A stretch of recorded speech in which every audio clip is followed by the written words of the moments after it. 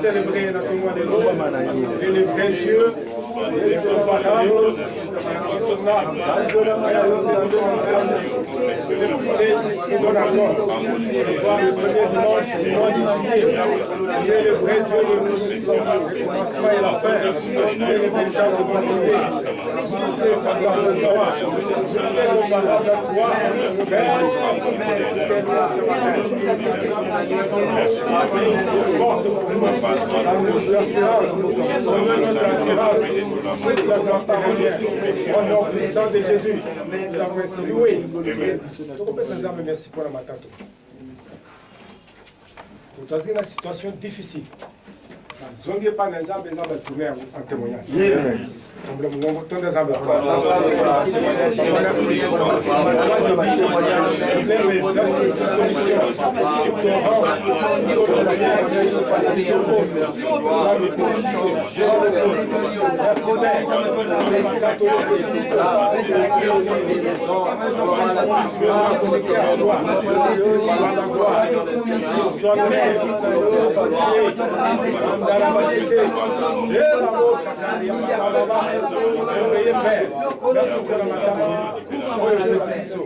Au nom puissant de Jésus, nous avons ainsi prié. Apocalypse 21, verset 4. Il lui sera toute larme de leurs yeux et la mort ne sera plus. Amen. Il n'y aura plus ni deuil, ni cri, ni douleur, car les premières choses ont disparu. Amen. Il y a des choses qui vont disparaître dans ta vie ce matin. Amen. La mort va disparaître pour toi. La maladie va disparaître pour toi. Élève ta voix. Commence à dire au Seigneur, la mort, maladie, n'entre pas dans ces mois. La pauvreté n'entre pas dans ces mois. Lève ta voix, commence à prier. Et vos chakras, c'est que tu peux pas voir dans ces mois. Disparaissent. De la mort, de deuil, de la pauvreté, de mal,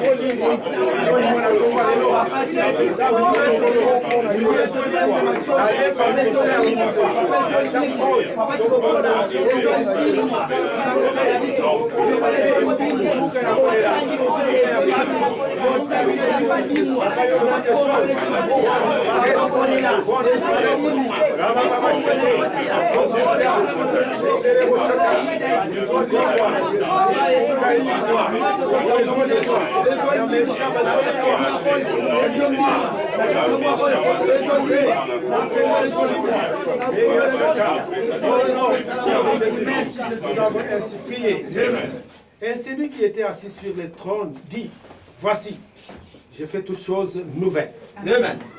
Tu entres dans le mois des nouvelles choses. Amen. Déclare maintenant cela. Ce que tu veux voir, les nouvelles choses dans ta vie. Voici. Déclare maintenant les nouvelles choses. La journée prophétique. Déclarer les nouvelles choses dans ta vie. Ta femme, ton travail. Déclare les nouvelles choses. Pour la bonne santé. Les nouvelles choses.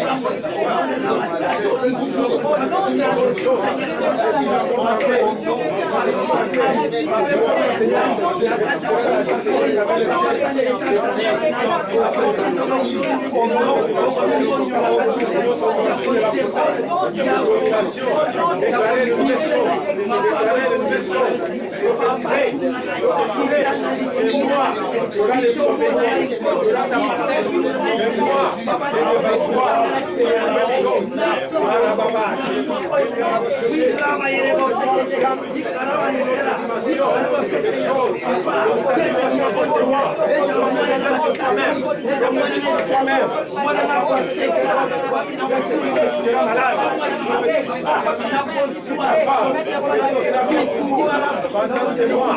Prophétisez toi-même sur ta vie, dans ton mariage. Prophétise. C'est moi.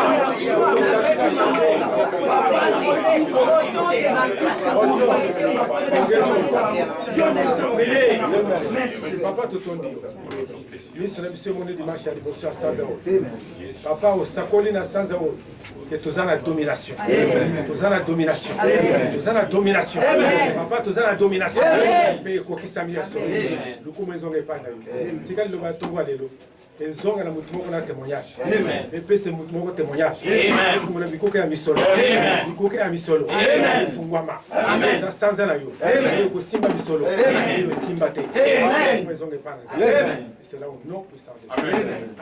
Amen. Acclamons pour Dieu.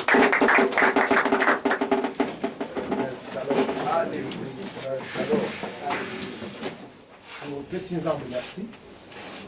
C'était la monnaie d'innovance. Alors, quand même, ça vous prend sans eux, ça sans eux. Témoignage, vous êtes là où tu as calé, je peux se mettre dans sans eux. Amen. Alléluia. Olele na yo. Zamba zo sisa wana sanza o. Amen. Bitumba ya vie na yo. Zamba zo sisa wana sanza o. Amen. Alléluia. C'est le meilleur mois de ta vie. Amen. Chiffre 7, c'est un chiffre il y a repos. Amen. C'est-à-dire que combat ya vie ya mutu moko ezo sila. Amen. Ozo katisa na ngambu ya bien ya vie na yo. Amen. Alléluia. Lobi mama moko abenga. Azana mombele.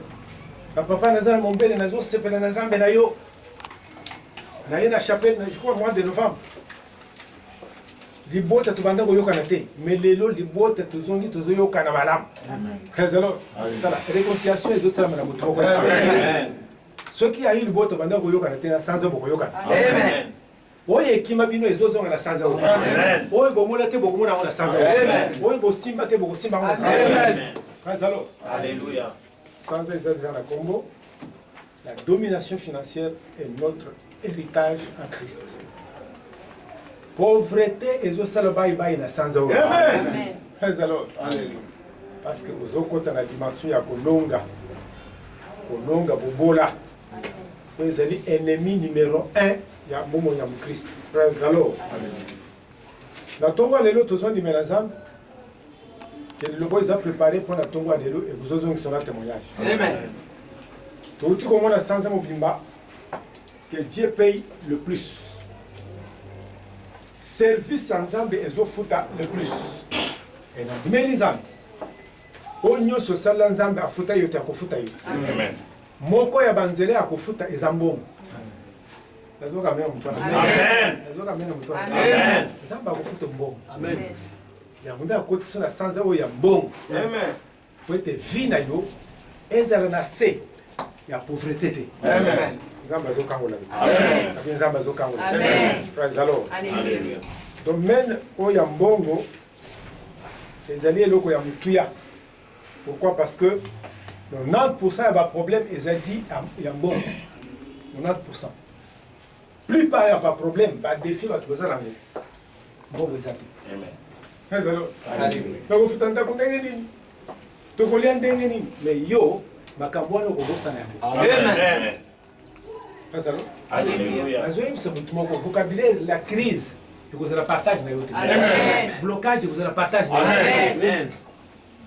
Parce que quand on a sans ensemble, il y a beaucoup de lobby. Yo, zo domination du couleur Makambouano. Amen.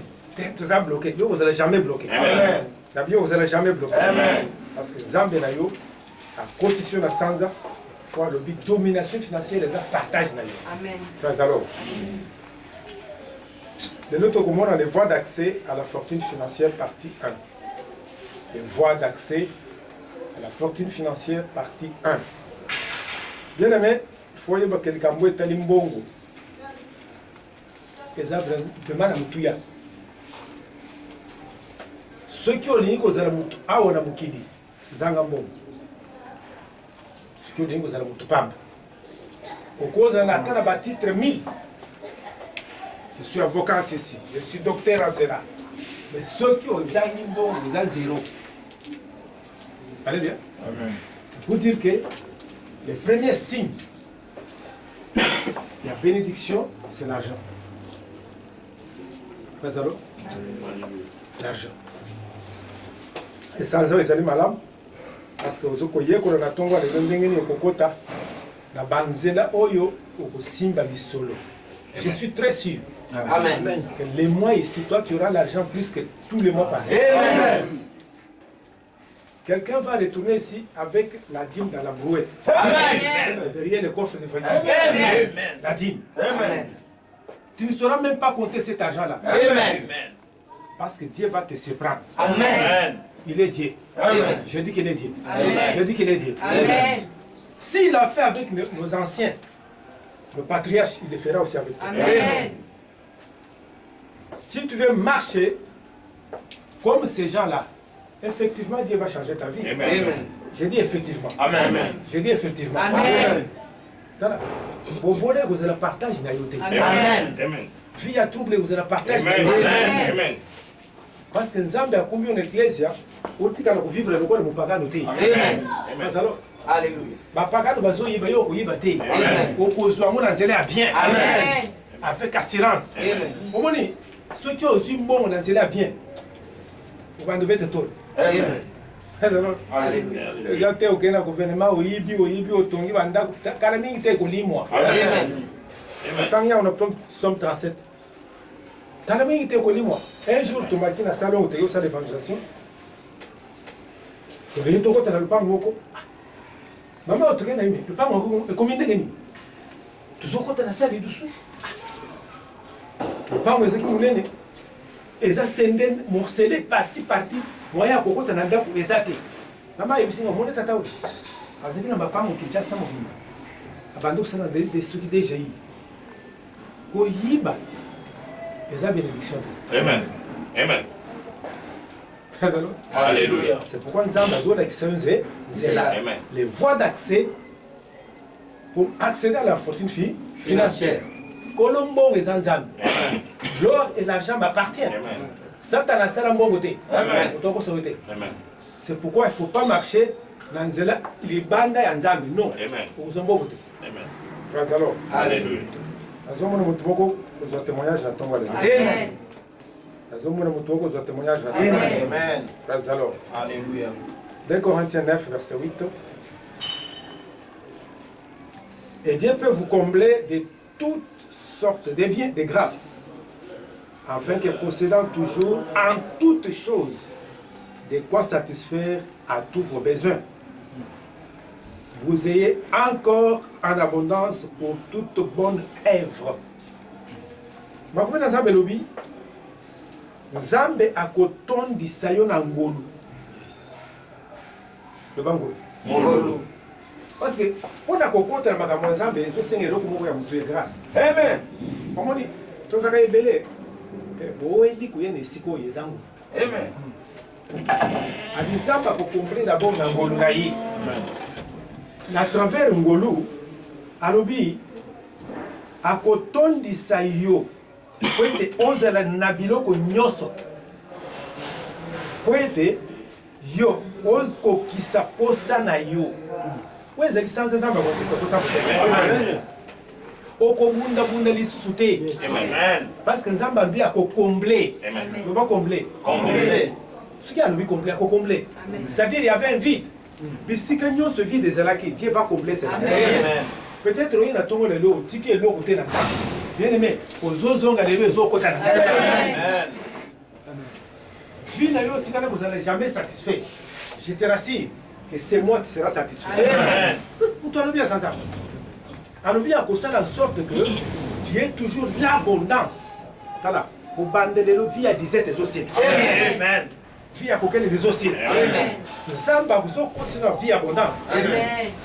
Alors, Alléluia. mwana ezali yo nabi wana eza témoignage. Amen. Alors tokokota na nzela oyo ndenge nini c'est par l'alliance. eza na nzela ya boyokani l'alliance. Amen. L'alliance ezali Le plan de la prospérité de Dieu n'est pas une promesse, mais une alliance. Bozuanza meza promesse c'était bilaka. Mais ça plan. Alléluia. Amen. Le bon plan. Dans les plans, tout est déjà décrit. Voilà. Ce qui m'a sali, aligné ton ganda, la première des choses, il fait les plans. À ça, il dit que chambre de Gozalawa, il y a ban des aliaos, toilette des aliaos. C'est ça, Bozuanza. Zamba ça y est. Domaine nini ya kopambola yo. Amen. Pour vivre l'abondance sans âme. C'est le plan et non pas la promesse. Pour toi, ça, la promesse, à cause de la promesse, à côté, à côté. Mais pour toi, ça, le plan, c'est-à-dire à côté, on la souka. Ce n'est pas une promesse, mais c'est un plan. Alors, ni les autres, c'est un plan. Il faut que nous-mêmes, nous jouons un rôle. Amen. Dans le plan, il y a alliance ensemble. L'homme a son rôle à jouer. Amen. Tu as un rôle à jouer. Amen. C'est pour cela ceux qui aux autres dans nzela nzambe yo zana parna yo nzamba zana parna. Allez bien. Amen. Kokanga maloko ko nzamba sala nzamba ko sala te. Nzamba ko sala bongo te. Azozela yo sala.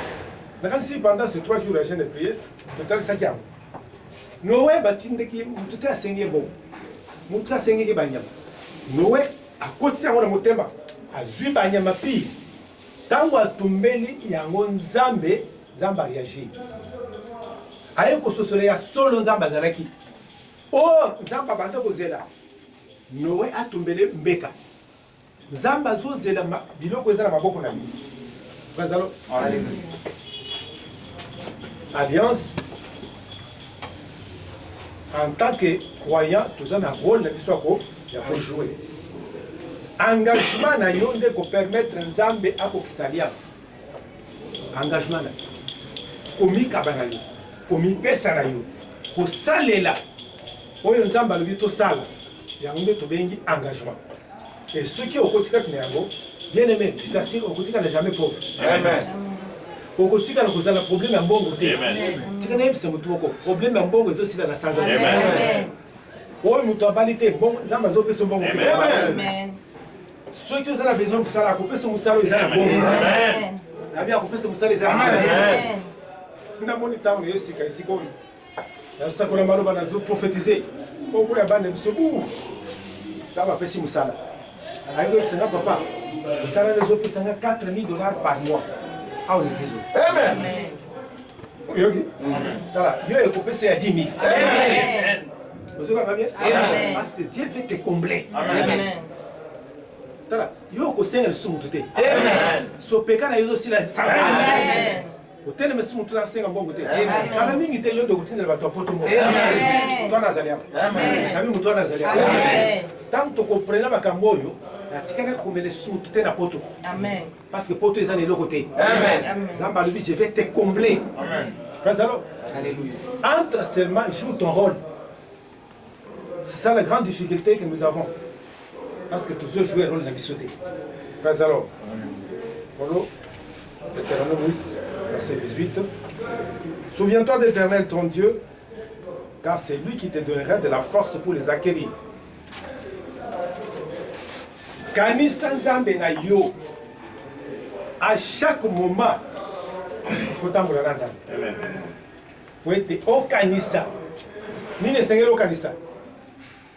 Ceux qui ont monika ko pambolami, bando kanisa ça. Amen. Alléluia. Amen. Bando kanisa ça. Eh, ça bon on peut se ni.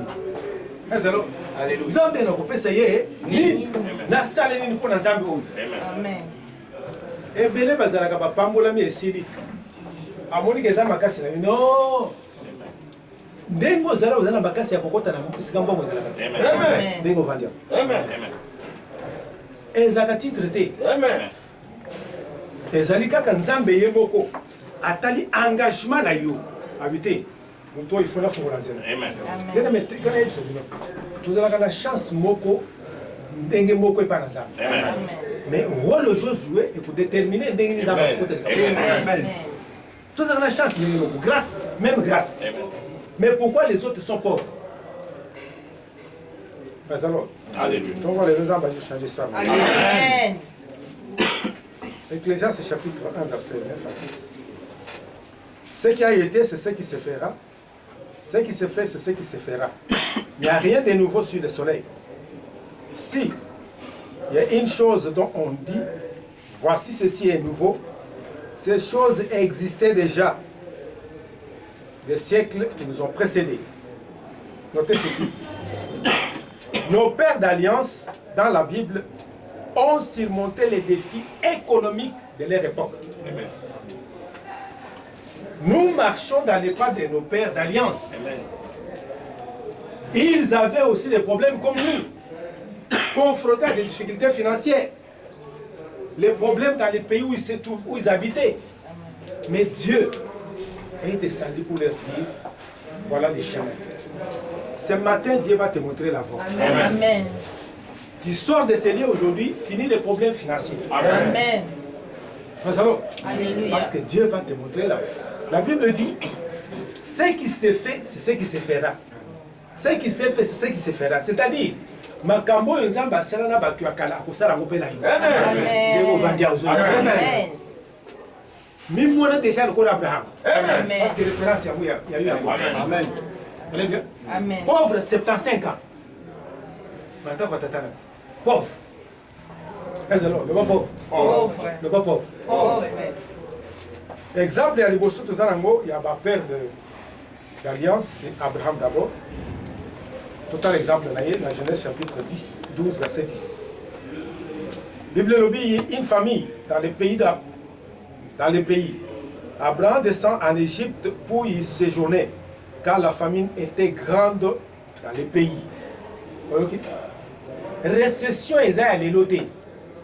Ils allaient aller loter. Aussi longtemps que tu es dans le Mokili, oui, ça, il y a un peu de ça. Amen. Mais alors, quand on va pour Azara, il y a un peu de il y a un peu de salama. Mais différence ces années. Tant que tu as une alliance. Amen. Amen. Tant que tu as une alliance dans Zambé, dans le monde, dit différence là yo. Bien aimé. Aux aussi les Samboula sont riches. Amen. Allez bien. Amen. Riches. Sache bien que notre cité a été déjà déclarée cité des riches. Amen. Pourquoi? Pour que vous entriez dans le domaine de l'argent. Amen. Vous soyez fort. Amen. Vous dominez la pauvreté. Amen. Vous dominez l'échec. Amen. Les troubles financiers. Amen. Pas alors. Alléluia. Balobi za les akina mboka. Abraham a quitté l'Égypte. Wow. Makambo e komela bango ezo komela yo. Yo peut surmonter. Amen. Amen. La Genèse 13, verset 2. Abraham était riche en troupeaux, en argent et en or. Alléluia. Chapitre 12, vous allez y. Mouton a kimi l'Égypte. Chapitre 13, a commis dans bon. Voilà. Chapitre à Stika, mouton les offres. Amen. Zamba zo fuku le chapitre. Amen. Chapitre à madame zo bandalelo. Amen. Dengo zo kanga. Amen. Mouton ça na zala batunyo so yebi. Ba kiti l'Égypte. Zamba bité. Yo zambu pona minanga. Yo ko vanda zala te. Dazo changer histoire à vie na yo. De la même manière qu'il a changé la vie d'Abraham, il a changé le pays. Amen. Zamba zo fuku le chapitre à Stika. Amen. Zala pauvreté zo tika yuli. Amen. Chapitre zo fuku manelo zo banda la richesse. Amen. La bien zo banda richesse la. Amen. Mas alors, les gens qui peuvent agiter. Amen. On a resté. On le ramène. Mais alors, Amen. Zala connecté dans Zambé dans mon thème. Et Zambé est là. Praise alors. Praise alors. Deuxième exemple, Genèse 26. Comment on va faire? Pour le balai dans Zéla, il n'y a pas si. Verset 1.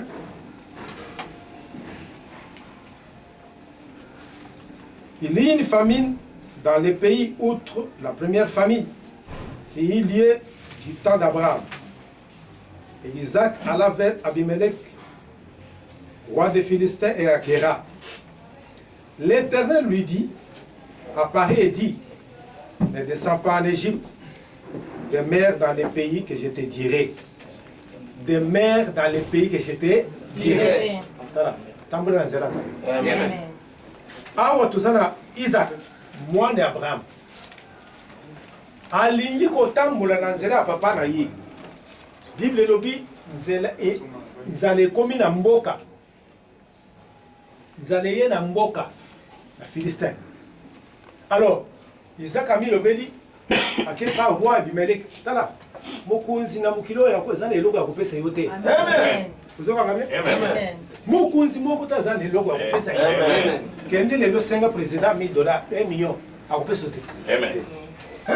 Alléluia. À quel pas roi, croyant qu'il allait trouver la solution. Tant que combien roi, dans un eloko kopesa yote. Alors, kaka na butwa na nzamba bité, yo za mwana bilaka. Amen. Tala. Kobima na mboka te. Bien aimé. Kolanda landa batute. Amen. Est-ce que mutuwa zoka? Amen. Banzela papa no eleki yo koleka kuna te. Amen. Ceux qui papa échoué yo ko échoué te. Amen. Est-ce que nzamba zo le bele? Amen. Est-ce que nzamba zo le bele? Amen. Makambo ya famille na yo ekolanda yo te. Amen. Parce que zo tambola na nzela nzambe po ete makambo ya malamu ya nzambe elanda yo. Amen. Nazalo. Alléluia. Total dans le verset 13.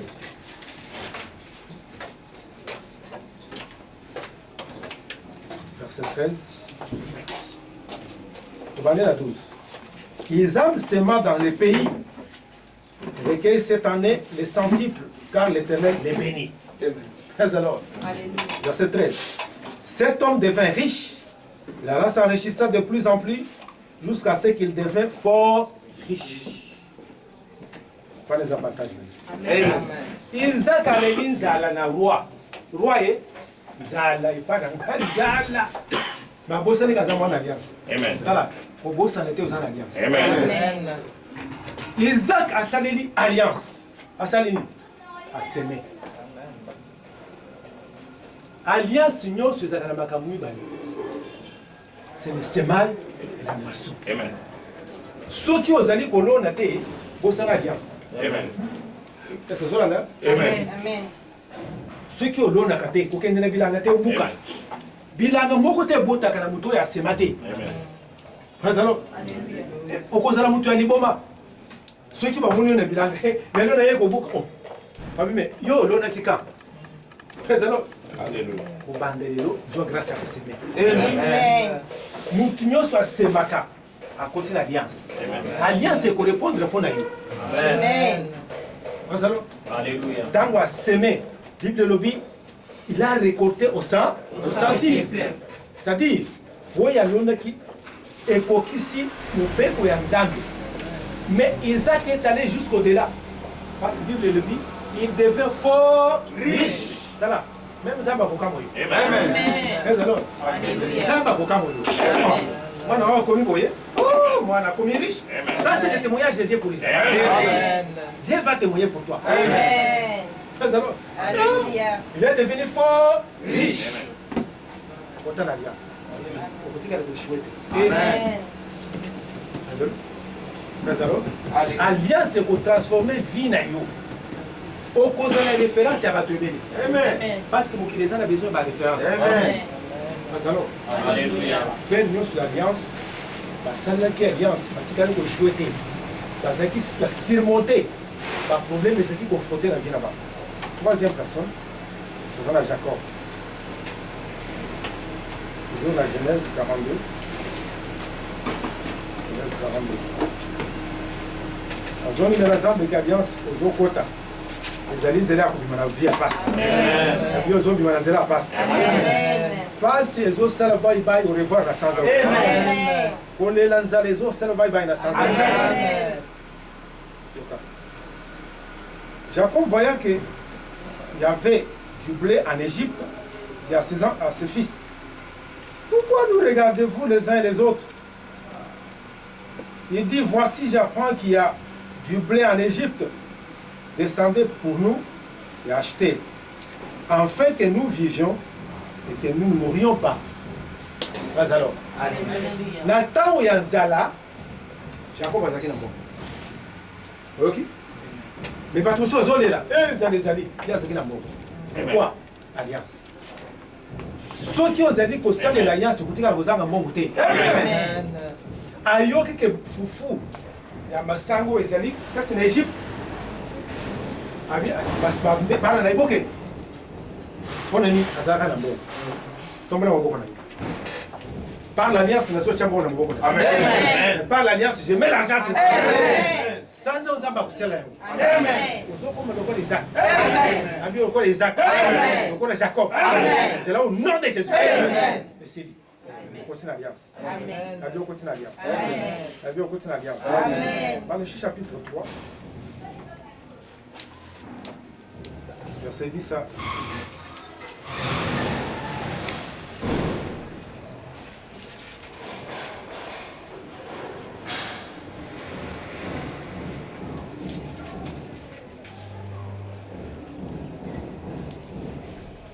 Verset 7 et le dit. Depuis le temps de vos pères, vous vous êtes écartés de mes ordonnances. Vous ne les avez point observées. Revenez à moi, je reviendrai à vous. Dit l'Éternel des armées. Et vous dites, à quoi devons-nous revenir? Un homme trompe-t-il Dieu? Car vous me trompez. Vous dites, en quoi t'avons-nous trompé? Dans les dîmes et les offrandes. Praise the Lord. Praise the Lord. Alléluia. La pratique de l'alliance est rêvée aux croyants pour l'emporter dans les moments difficiles. Samba Rubi, depuis Bako, on a dit que Bolongwa dans Zéla. Bolongwa dans Zéla. Au commis de Sala Makambo, ils ont ses spécialités, Manabi. Vous s'écartez, dans ma voix, on va la tracer. Il est de vos hommes. Mais pas tout, mais. Tous vos hommes, on a ok. Dans Zéla, il dit, mais là-haut, on va. Amen. Voilà. Yo vous allez connecter dans ça. Amen. Yo vous allez connecter dans ça. Amen. Alliance Nzambe ezali kozongisa yo kopesa yo victoire dans les temps difficiles. Amen. Ce n'est pas que les temps difficiles ne viendront pas. Ekoya. Amen. Mutoko sauter. C'est ça va bien. Amen. Temps difficile ekoya. Comme la confinement vous. Les temps difficiles. Mais ça les athées. Vous autres qui ne savez pas. Tout est bloqué. Mais comment est-ce que attends ils ont bloqué votre autres tombes. Amen. Amen. Votre autres balles. Amen. Hein? Na keko pesa na mboga mwana nga ya Mumbali. $1000. Bilamba tout ya bokilo pendant confinement. Amen. Amen. Pour le battre que pour vous aider. Amen. Côté alliance. Amen. Pratique alliance. Amen. Koko sanzambe te. Mukolo zoko sanzambe omikangeli vie. Amen. Amen. Mazalo? Alléluia. Vie zo kangama na pété. Mais nzamba lobi zonga ipananga. Na zeleni. Ya offrande na dîme. C'est-à-dire la pratique de l'alliance. De s'aimer pour moissonner. Mazalo? Alléluia. Riche moko azaliam. Amen. La vie riche moko azaliam. Amen. Pour bosala te, Zamba s'est déclaré 50 riches dans l'église. Amen. On va émerger. Amen. Très bien. Amen. Yo moko ye na mbongo ya kotonga église. Amen. 350 millions. Amen. Déposer dans mon église. Pourquoi on a zaliam? Amen. Et Zaka yo mutu nazolo be. Amen. Nazolo be mutu susa. Amen. Nazolo. Nazal sur Isaac te, mutu nazolo be zayo. Amen. Tant Isaac c'est de qui? Abraham c'est de qui? Komitana. Amen. Nazolo. Alléluia. Alliance. Vina yo kokita na kokangama te. Nazolo. Alléluia. Batu bafinga yo. Kala mingi te yo nde kokabela ba. Amen. Amen. Alléluia. Amen. Batu bafinga yo. Ye pe azana nini? Ozana eloko te, ozana eloko. Amen. Alliance ekozongisa eloko Amen. na maboko na yo. Amen. Nazolo. Alléluia. Moko za libéré les. Amen. Moko za libéré les. Amen. Malachie 4. Car voici les jours viennent, ardents comme une fournaise. Tous les hautains et tous les méchants seront comme du champ. Les jours qui viennent les embrassera, dit l'Éternel des armées. Il ne les laissera ni racines ni rameaux. Mais, pour vous qui craignez mon nom, s'élèvera le soleil de la justice. La guérison sera sous ses ailes. Vous sortirez et vous sortirez comme des veaux d'une état. Et comme on a dit, tango oyo biso tozo sepela ba sekina yo bakolela. Amen. Alléluia. Bakozwe eloko te. Amen. Ya bango ezokangama ya izo. Amen. Mazalo. Alléluia. Bango bakozwa na fournaise ardente. Parce que yo nous avons une alliance. Amen. Yo ozo pratiquer alliance. Amen. Mazalo. Alléluia. Kolo alobi batala ngomba. Apportez du bois. Venez construire ma maison, j'en aurai de la joie. Alléluia. Kolobali soute ko zana elo côté. Amen. Ma beaucoup no ezo tonda na biloko mais peut-être au monde yango te. Amen. Mais alliance écouta que c'est yango. Amen. Oza pauvreté. Amen. Oza mandiate. Amen. Alléluia. Parce que pratique alliance yango des obimisa yo ezo peso elonga. Amen. Na ba temps difficile. Amen. Malheur est combien na porte na yo te. Amen. Parfois même bakitani na yo. Amen. Jusqu'à la 4e génération. Amen. Moi zo pamela. Amen. Moi zo pamela. Amen. Praise the Lord. Alléluia. Yeba que alliance na Nzambe kata na kate. Jérémie 33 21. Kaka soki yo boyi kosalela mu. Mais soki osaleli yango. Nzambe alobi atali biso moi na butu. Alobi alliance avec les jours ne seront pas rompus. Abi alliance. Mon alliance avec David ne sera pas rompue. Pourquoi? Ce sont des enfants de l'alliance qui veulent pratiquer l'alliance. Ça va libérer mon toit. Amen. Ça va libérer. Amen. Alors, quelles sont les exigences que nous devons pratiquer pour marcher dans l'alliance de la fortune financière? Dans autres exigences, il va aller. Et il y a un monde qui est percé. Parce que les hommes qu'on lui a percé financière. Praise the Lord. Alléluia. Nous avons Ephésiens chapitre dans Malachie 3, 6. 8. Un homme trompe-t-il Dieu? Car vous me trompez. Et vous dites en quoi avons-nous trompé? Dans les dîmes et les offrandes, vous êtes frappés par la malédiction et vous me trompez, la nation tout entière. Le Nzambe va permettre. Apportez à la maison du trésor toutes les dîmes, afin qu'il y ait de la nourriture dans ma maison. Mettez-moi de la sorte à l'épreuve, dit l'Éternel des armées. Et vous verrez. Je vais voir. Je vais voir. Et vous le verrez, c'est moi. Vous verrez si je n'ouvre pas pour vous les églises des cieux. Et si je ne répands pas sur vous la bénédiction en abondance. Pour vous, je menacerai celui qui dévore. Amen.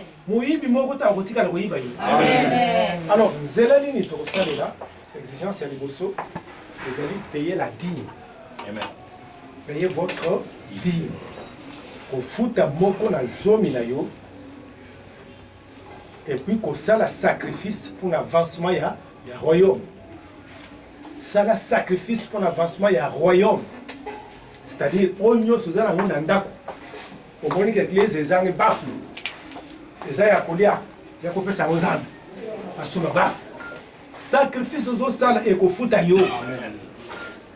Zamba kotika na kobosa na tamu kolomo kote. Amen. Amen. Pour la dîme na yo zo futa. Maman moko, laquelle la mission, maman yelinga nazana seka, pas de difficulté. Avec la ni basi makambo nyonso ezotambola malamu te. Au nom de Jésus, sans homme elandi, maman ateki lupango $16,000. Tobeti maboko, maman. Si on pratique alliance, ayelinga $150, papa, offrande na le prophète. Maman, wapi dit? Mais au comment on bola? Au moins $1,600, le col est belé. Et ça, oui, belé. Parce que ceux qui ont payé Nzambe un dixième thé, c'est un accord 100%. Vous avez regardé? À quoi bon le même santé? À quoi bon la balle? Et ce sera bien. C'est pour Nzambe le dit, ça est là. Fouta dim na yo. Ça la sacrifice. Parce que le dévoreur est toujours à côté. Aza toujours à côté, ils ont veillé. Aïe, va peut citer, allez, Toboto là. Fais alors. Il y a un Yobakoboto là côté. Amen. Fais alors. Alléluia. Chapitre ya Sikavi na Yozo Bandana Sazaoul. Amen. Au Simba na Numbongo Tena Josali, Tala, au Simba Bongo. Amen. Parce que pour foutre à dire, nous avons consacré la pratique alliance, il y a des offres là-bas. Pas alors. Alléluia. Ah, pauvre à vous allez. Amen. Ah bien, pauvre à vous allez. Amen. La zone numéro bana na biso, même aux années secondaires, au Simba Bongo. Amen. Alors, Alléluia.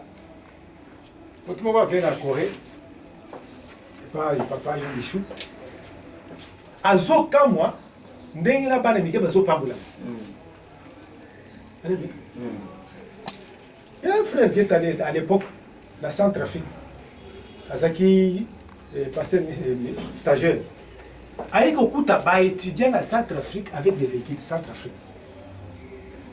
Allez bien. C'est l'histoire de Moutoumoko change. Amen. L'Okonyo se bloqua finalement le Mwalé. Pas alors. Alléluia. Makamuzo zolo belezo bimiso la famille na yo. Amen. La pauvreté. Amen. Côté famille na to tikala ko ça. Tala ezo banda na yo. Amen. Zamba lingi yo. Ezo banda na yo. Amen. Pas alors. Alléluia. Ko la banda na Abraham na Isaac. Na yo ke zala kati. Amen. Isaac Abraham ata Isaïo. Amen. Pas alors. Alléluia. Pratiquer l'alliance. Abraham azaki le foot ya bim très dangereux. Abina kozwa dimi na Nzambe ata eloko moko te. Kana yebisa yo. Nzambe asali bien. A constitution la période de confinement. Kana yebisa yo le confinement les chambre froide. Amen. Ce qui comprendre la route. Confinement les chambre froide. Amen. Et quand ici va te belé, na mbongo na bango le chien on a chambre froide. Oh. Et c'est quoi qu'on va gagner? Très bien. Dieu est dans la chambre froide. Amen. Tant que tu as connecté dans le colo. Il n'y a pas de ça. Il n'y a pas de beauté. Parce que la boy est dans la chambre froide. Ça, ça va libérer. Amen. Ça va libérer. Amen. Deuxième fois, vous allez dire, accord capital. Nous allons Ephésiens chapitre 6. Pourquoi vous parlez de la Amen. vous avez sans en avoir délivrance. Amen. De toute forme de la pauvreté. Amen. De toute forme de manque. Amen. Enfants, obéissez à vos parents, selon le Seigneur, car cela est juste. Honore ton père et ta mère. C'est le premier commandement avec une promesse. 3. Afin que tu sois heureux et que tu vives longtemps sur la terre. Enfants, obéissez à vos parents. Deuxième dimension, deuxième exigence, c'est donner à vos parents, pas biologique que spirituel. Bien aimé, nzela ya baboti, ezali nzela ya mapa, ya mapamba. Mwana zaka koyoka te, kala mingi toza na balabala. Amen. Ceux qui otosaka baboti te, eloko moko te kosalama na vie na ye. Amen. Tiango na mutu na ye kubandele. Amen. À moins que ba memena nzela kisi. Mais ceux qui bazo memena nzela nzambe, nzela mwana botosi. Parce que Bible lobi ya des âgés juste. De deux. Il faut pesa baboti na. Nous allons. Amen. Zonga chaque mois, chaque parent na yo. Oyo mutuzo sala, oyo sala te. Mais ceux qui ont déjà âge, oyo zokoka. Ozo kambo. Zonga na baboti. Amen. Nous allons. Alléluia. Un exemple dans la Bible. En Genèse 27. La Bible qui est l'homme qui est pamboula. Amen. Amen. Bon, ils ont comme facile na bon. Amen. Amen. La Bible bon, ils ont comme facile na bon. Amen. Bon, le matin, papa n'a pas bon belé. Autant d'alliance. Alliance na une tata na yo, il y a un de souffre pas. Genèse 27, 27.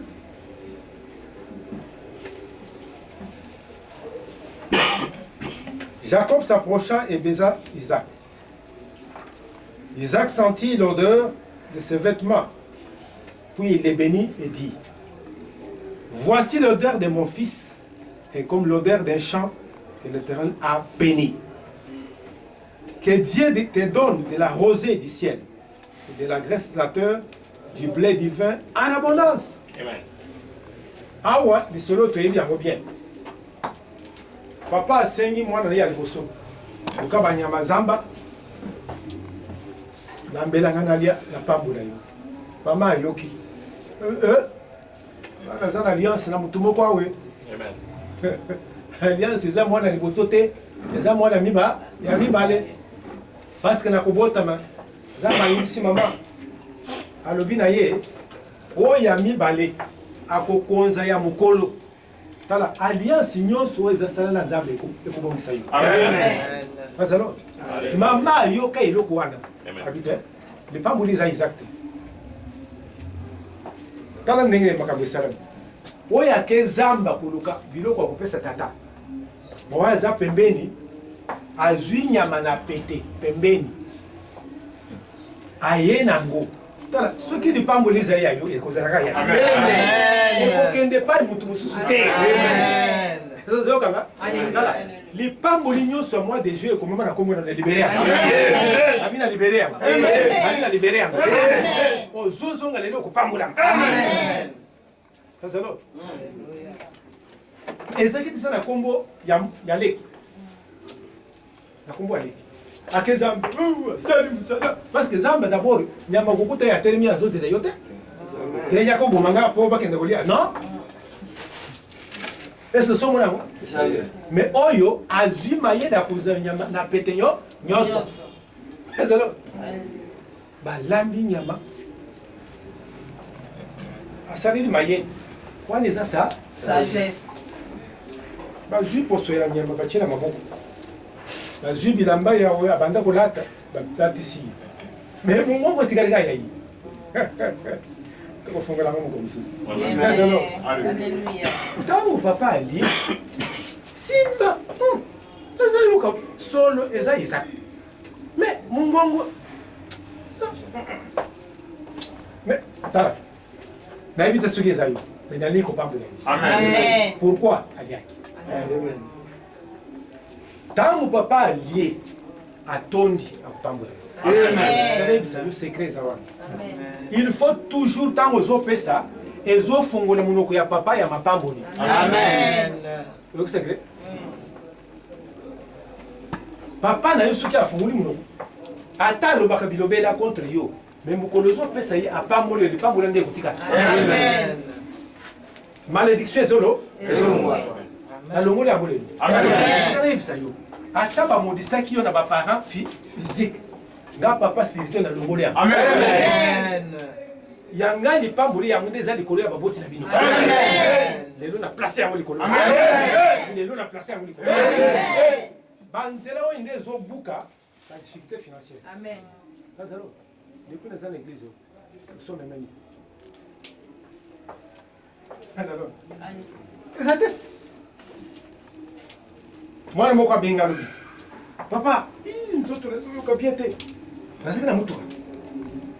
Na niveau ya shop soprate ya bandana bandi kosakola nom de Jésus kobela te bima na bima 20 heures ben oh nzambe no asani pourquoi ayaka kotika dîme ya amen na offrande ya prophète amen donc amen ata ezamuke pesa papa na yo afunga muno monoko mama na yo wana alliance est-ce que papa sa kufa papa les bazali ce sont des alliances tala azala ndoki te etali yo te. Amen. Yo kendo provoke monoko efungwama. Tango monoko efungwama yo kozala mutu monene. Bayebisi tata oyo. Rosé ya likolo ekokita kati na ye. Ozokanga? Amen. Abendi lola ekita likolo ya mwana. Tala. Nazobenda lola ekita likolo na ye. Amen.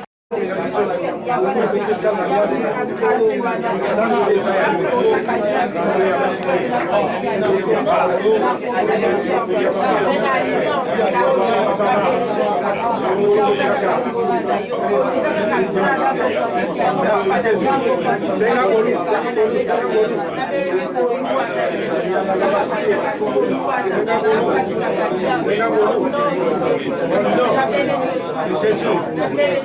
C'est déclaré. Malachie 3:11, ça nous dit, pour vous, je menacerai les dévoreurs. Toujours qu'il y a des côtés, il y a un domaine de finance.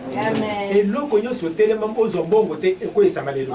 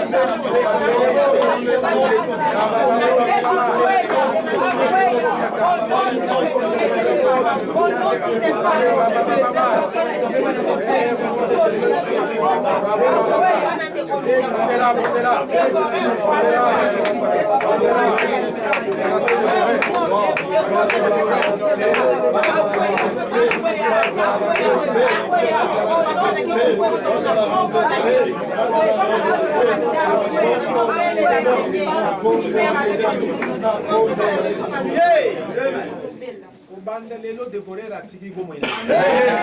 Au bandalelo dévorer à Tiki Vina. Au Zozongalelo aussi Mamisolo. Job chapitre 20, verset 15. Il a englouti des richesses, il les vomira. Amen. Dieu les chassera de son ventre. Amen. Richesse Seigneur se va mêler dans les boumous. Nous toi, sans avoir de Amen. et nous autres, on a percé. Amen. Pas sans richesse. Amen. Même ceux qui sont en Condé, ils m'ont raconté. Et ça, nous avons la famille. A tiens bon, on a poche na mulili a kenda na muna kunda. Amen. Dozo landa ba muna kunda ba nimisa. Amen. Lelo bazo fomire.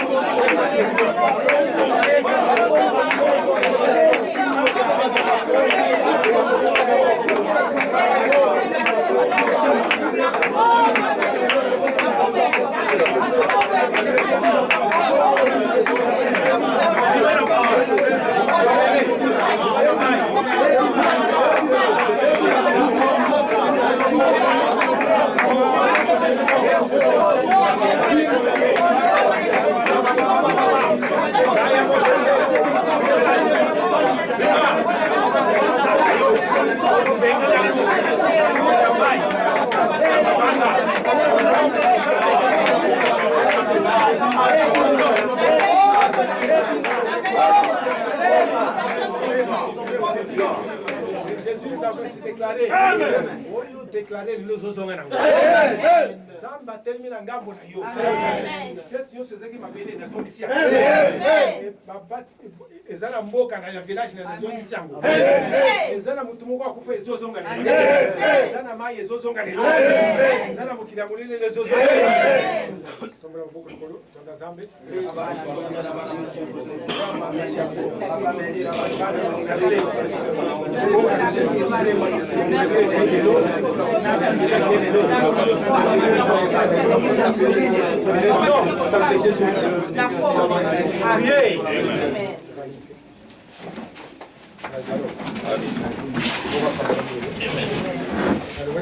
Signe à bénédiction, c'est l'argent. Le titre était. Amen. Quelque part, il y a un peu de sida. Encore, vous n'y êtes pas. Vous tombez sur la tangité. Amen. Atang, atambuke, te. Bon, mais ils ont besoin de diplôme. Ils ont besoin d'un examen. La pratique l'alliance. Alors, solo et un bon réseau, nous voyons des lots. Amen. Il faut qu'on ait un bon. Bon. Alors, comme on c'est chargé dans le tombeau. Si vous autres, de la bâtiment, c'est ok. Aux huières d'alliance, dans le tombeau, pour pratiquer dans la famille. Les amours pour la pratique d'alliance, c'est à l'émission. Plus nous prions, plus nous avons la chambre froide. La zone, nous avons la chambre froide. Donc, Babylone, quand ils ont les chambre froide, c'est pourquoi on constate que les élèves ont souffert. Parce que la société, c'est le moment où il faut s'élever. Tu peux prier pendant un mois. Pour changer le dégât au bonheur. Allez bien. Tu n'as pas la tête, tu as un confinement. Non. Aujourd'hui, il y a une chambre froide. Amen. Alors, Alléluia. donc, dans le lundi et samedi, alliance mardi, tu peux commander un bon. Alors, Alléluia. vous allez à l'hôtel, mais vous attendez à 17h, 18h, et si vous allez disponible, demandez un bon. Amen. Alors, alors, Alléluia. ce que vous allez à tombe, puis vous allez à mourir na poko. Et on a besoin de sanza où aussi bon. Amen. Bible lobby, bah on y a aussi ménaki à mon album. Zamba pour bini ça. Amen. Alors, Alléluia. comme riche. Amen. Alors, mercredi, vous allez la prière. À 7h, vous allez battre le confinement. Alléluia. Télé.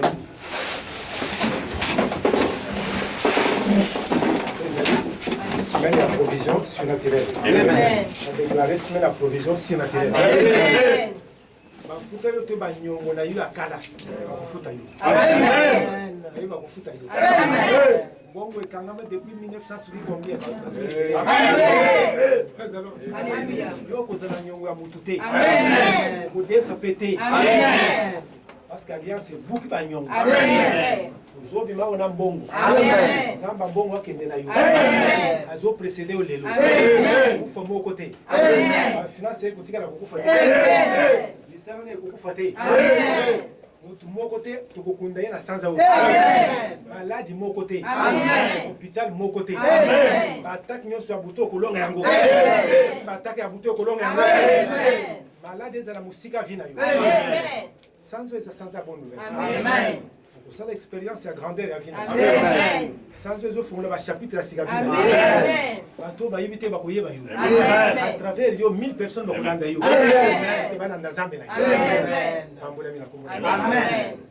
Kimia na zela na yo. Amen. Accident moko te. Amen. Accident moko te. Amen. Ata umati moto kokoma na descente. Amen. C'est là au nom de Jésus. Amen. Partagez le bonheur. Oui, le bonheur et la grâce nous accompagneront tous les jours de notre vie et nous agirons dans la maison de l'Éternel pour toujours. C'est mon année de briser les limites. C'est aussi mon partage à Saint-Christ. Ce que l'un n'a pas vu, l'oreille n'a jamais entendu, ça se fera cette année. Ça sera aussi mon partage. Félicitations. Amen et Amen. Amen. Amen. Ils ont un témoignage. Amen. Ils ont un témoignage. Amen.